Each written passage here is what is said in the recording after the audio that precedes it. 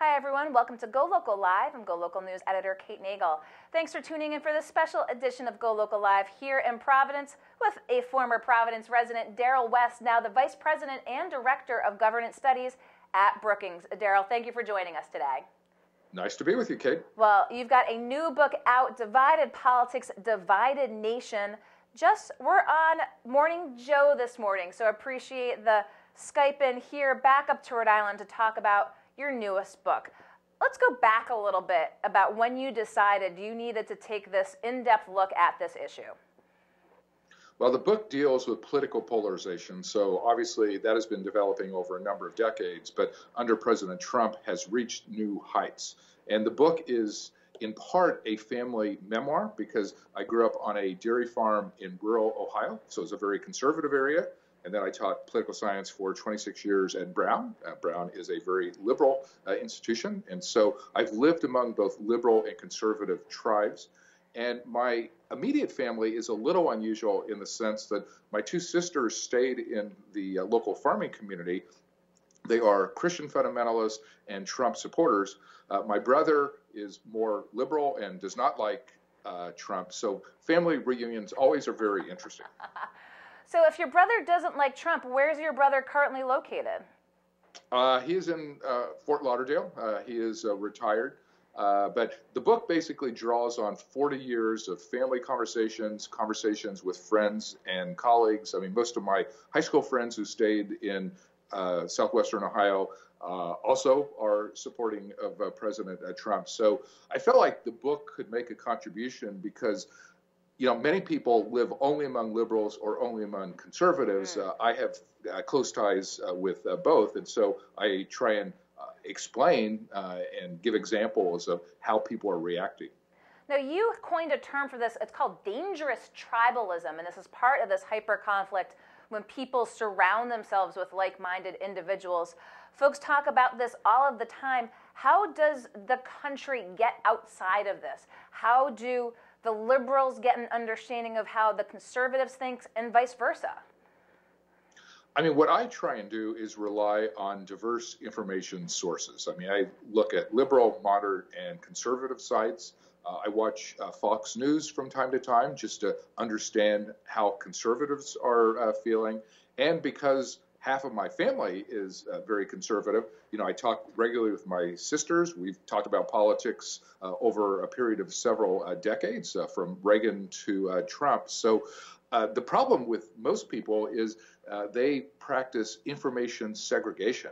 Like liberals only want to pay attention to liberal news sites, conservatives are watching conservative news sites, and it ends up producing these echo chambers, and neither side really understands the other. Neither side trusts the other. Right now, liberals and conservatives are really angry with each other. So it's almost reaching a dangerous point where each side has its own facts and its own sources of information.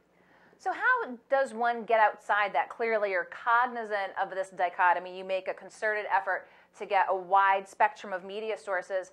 But if you have a liberal who says it's our views the right way and the conservative isn't, and vice versa, how does one get outside of their box, so to speak? I mean, I have a whole chapter where I offer remedies on how we can deal with polarization. And what it really comes down to is we have to understand the root causes. So in my book, I talk about it's kind of a combination of geography and economics. Like I have colleagues in the Brookings Metro program who did an analysis. They found that right now only about 15% of American counties generate 64% of our country's GDP. Okay. So basically, most of America's economic activities now are on the East Coast, the West Coast, and a few metropolitan areas in between. But much of the heartland, big chunks of America, are experiencing very little economic activity, don't have jobs, no future, and no hope. And so that makes people turn to people like a President Trump, and they're open to more extreme policy solutions than what we have been dealing with in the last few presidencies. So in order to reduce polarization, we have to improve economic opportunity, rejuvenate the American dream, Technology is a big part of the problem. Technology is now dividing people and encouraging extremism. So there are a lot of things we would need to do in order to help reduce polarization. And so you bring up that income stratification as well, and you did say you have a chapter on the book at a very timely issue here. Did you anticipate this when this book came to publication? This pertains to the wealthy in academic institutions, and you have the unique perspective having had that hat at Brown University. Absolutely. One of the things that President Trump has talked about is how the system is rigged against the average person. So I have a chapter that kind of looks at that in a lot of different respects. But college admissions is part of the problem here. And of course, as you're suggesting, in the last couple of weeks, there have been these terrible stories about people bribing their way into Yale, Georgetown, and Stanford, as well as some other institutions. And so when I saw those stories, I started to think about my own experiences at Brown. Now, I did not see anything as brazen as those scandals have indicated, but yet, Brown has a lot of children of the rich and famous who attend there. And I know when I was at Brown, the university would often reach out to me and other individual faculty members for VIP meetings with these students who had famous parents. And so we would meet with these individuals and talk about their interests. So these would be one-on-one meetings with the faculty. And then sometimes we would write letters to the admissions office just summarizing our impressions of these individuals. The typical applicant does not get that kind of behavior. No. They can get a group tour led by a student, and the student tells them about Brown University, but they're not getting one-on-one meetings with faculty members. So I just think, every university has to re-examine its own admissions practices. We need to encourage a merit-based process. Like, we can't let, wealthy and famous people basically have a sidetrack into university admissions. Do you think that colleges and universities, you just alluded to, will change their practices? Of course, there were ones that weren't taking actual de facto bribes per se, but you mentioned processes that help the connected and elite. Is there a wide spectrum of activities that you think this scandal has had perhaps that chilling effect on, that'll make universities rethink the process and how they treat the wealthy and famous? I hope that universities will rethink their practices. Money has basically taken over every institution in America. Income inequality is so extreme right now that it's hard not to be affected by that. And so I hope that universities will kind of think about what their role is, and universities should be merit-based with a level playing field, and everybody should have an equal opportunity to get one of those cherished admissions slots.